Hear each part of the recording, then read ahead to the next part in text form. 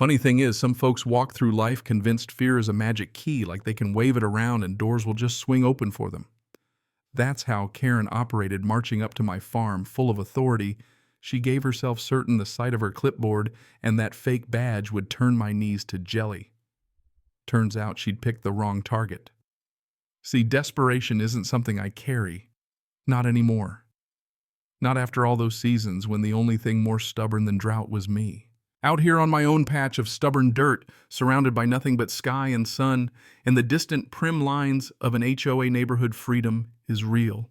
It tastes like sweat and dust, sounds like fence wire humming in the wind. When I signed the deed, it was because this land wasn't part of their club. No rules, no board, no neighbor peering over the hedge to judge my choice in tractors. Peace, or so I thought. Or then came Karen Stormcloud in a pantsuit smile stuck on like bad wallpaper, strutting along my fence line, counting posts like she already owned the place. Never introduced herself without mentioning she was the president of the HOA, as if I should salute. I barely looked up from the engine I was fixing. Didn't stop her, though. A few days later, her first shot landed in my mailbox. A letter on thick, expensive paper, heavy with promises about community, shared security, increased value. The real message: let us take a piece of your independence. That letter made good kindling. Figured that was the end of it.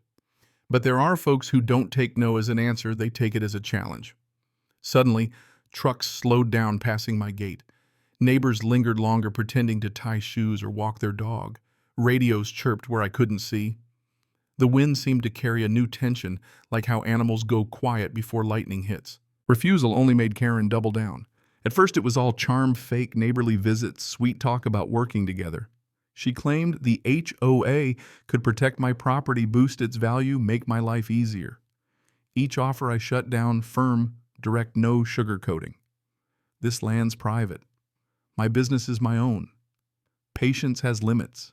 Sweetness dried up fast. Next came warnings, veiled threats about how things run around here, how cooperation keeps the peace. Heard that tone before from people who think a loud voice makes them right. Let her talk. Doubled down on my answer. Not interested. Didn't take long before her security guys appeared. Big men acting tough, strutting like there's some kind of law out here. Only authority they had was whatever Karen wrote on their badges, looked like something ordered online. Karen made it clear consequences would follow if I didn't get with the program. Rules, she said, could be enforced creatively. At that, I almost smiled. Never did trust people who act like cops without the burden of a badge. Pressure ratcheted up. Patrols by my fencemen loitering just out of reach. They never set foot past the property line at first, but they sure made a show of circling. Cameras caught every movement. I started changing routines, locking gates earlier, trusting instincts built on 1,000 days of solitude and a few close calls with storms and strangers. The whole thing was getting ugly. Then Karen stopped playing nice altogether. Her calls, her notes, they got shorter, colder. You'll find your stay uncomfortable. That's what she said. Guess she thought discomfort would be enough to break me. She had no idea. Uncomfortable is part of the job, part of life. Her threats bounced off. That only made her angrier. Didn't take long before intimidation turned physical. One afternoon, rolling home from town with a truckload of feed and parts, something felt off before I even reached the gate. The whole place was too still. No birds, no bugs, not even the usual rustle of wind in the grass. Then there they were, 3 of Karen's hired enforcers standing on my side of the fence like they owned the view. Boots planted in my dirt hands resting near their belts, grins stretched wide but never warm. Demanded to know how they'd gotten in. One just shrugged. Fences are only suggestions, he said, like it was the punchline to a joke. Another handed me a folded document, official on the outside, rotten in the middle. Said my land was now provisionally part of the HOA. Just needed my signature. Laughed right in their faces. Get off my property. That's when the act dropped. One leaned in, eyes cold. Refusal ends painfully, he said. Another, almost whispering, mentioned accidents no one would hear about. The third just smiled and said, a lot of places to dig shallow graves out here. The fear they wanted never came. Called them out, told them they were trespassing, told them nothing about this was legal. That was the moment the first fist flew. Blocked, the punch swung back, elbow, met ribs, someone swore. The next guy grabbed for my shoulders, kicked out, felt bone connect. Fought like a cornered animal, years of grit and stubbornness coming out all at once. Dirt, sweat, blood in the air. The third waited his turn, then hit me from the side. Face scraped the ground, arms pinned a knee, jammed between my shoulder blades. Blood dripped onto their stupid contract as they shoved it in front of me, forced a pen into my hand. Sign or die right here. Signed, hands shaking. Sometimes survival is the only thing worth signing for. They strutted off smug as victors, not even glancing up at the cameras that caught every angle, 3 of them hidden, but watching, recording every threat, every punch my blood on their paperwork. Laid there for a moment, staring at the sky, memorizing faces. When they were gone, stood up slow, locked the gate, backed up the footage twice. Fear left with them. What settled in its place was sharper, clean, focused electric. Karen must have believed she'd won. Suddenly the trucks and stairs stopped. No more visits, no more pressure. The signature was all she'd needed. The whole charade seemed over. She strutted around the neighborhood again, head held high, little dog tugging at the leash, acting like she'd saved her kingdom. But there was no way I'd let her get away with it. Went straight to the police station, face bruised shirt, torn, still covered in dust and dried blood.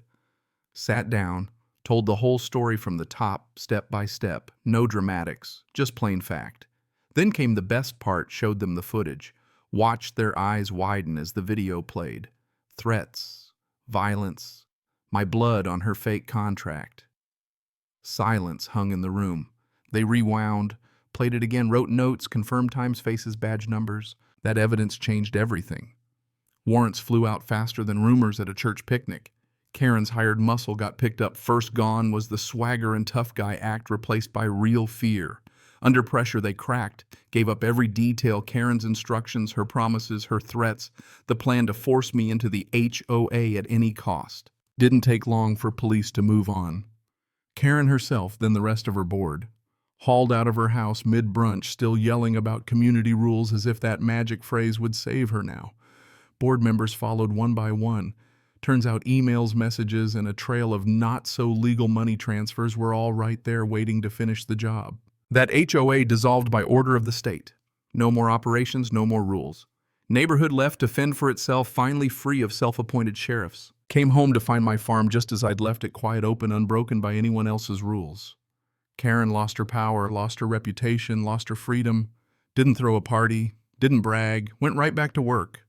Crops still needed tending, fences still needed mending. Funny thing is, justice doesn't always feel like fireworks or parades. Sometimes it's just a deep, steady satisfaction, the knowledge that what's right has been restored.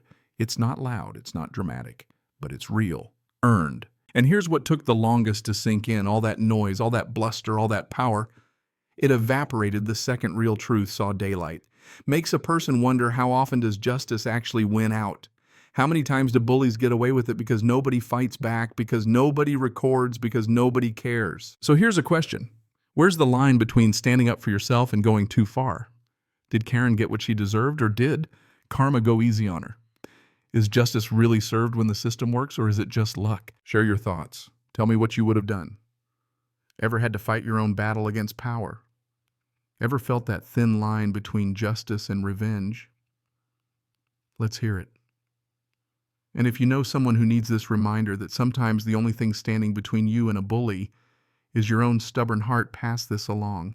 Because in the end, freedom isn't given, it's fought for. And every once in a while it wins.